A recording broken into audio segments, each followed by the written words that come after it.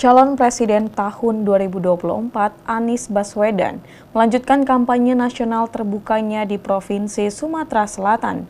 Di kota Lubuk Linggau, Anies Baswedan mengisi beberapa agenda, diantaranya berdialog bersama pedagang di pasar dan kumpul massa simpatisan relawan dan masyarakat umum di Gor Taman Olahraga Megang Kota Lubuk Linggau. Ratusan warga kota Lubuk Linggau, Provinsi Sumatera Selatan memadati Pasar Impres Kota Lubuk Linggau dan Taman Olahraga Megang Kota Lubuk Linggau, Senin 18 Desember 2023. Ratusan warga kota Lubuk Linggau langsung menyambut kedatangan calon presiden nomor urut 1, Anies Baswedan. Di kota Lubuk Linggau, Anies Baswedan berkunjung ke Pasar Impres Kota Lubuk Linggau untuk langsung berdialog ke pedagang. Sesudah itu, menuju ke pesantren Arisalah Kota Lubuk Linggau. Warahmatullahi wabarakatuh. Bapak-Ibu sekalian, harga-harga sekarang murah atau mahal? Beras murah atau mahal? Cabai murah atau mahal? Pakaian murah atau mahal? Mari mahalnya kita teruskan, setuju? Kita teruskan, setuju? Nggak setuju? Perlunya apa? Perlunya apa? Yang keras.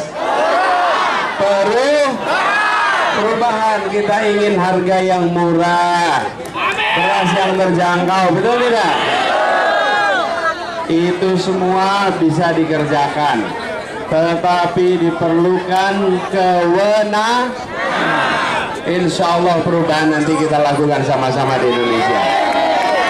Ya, Bapak Ibu semua di sini, saya senang sekali bisa sampai ke Lubuk Linggau. Alhamdulillah akhirnya bisa tiba Lubuk Linggau dan masyarakatnya luar biasa bersahabat. Tepuk tangan buat semua di sini.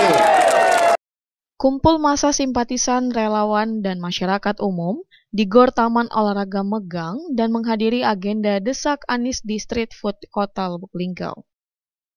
Kita menginginkan Indonesia yang lebih adil, betul tidak? Ingin Indonesia yang makmur untuk semua, betul tidak? Ada tulisan di sini besar sekali. Apa bacanya itu? Apa bacanya?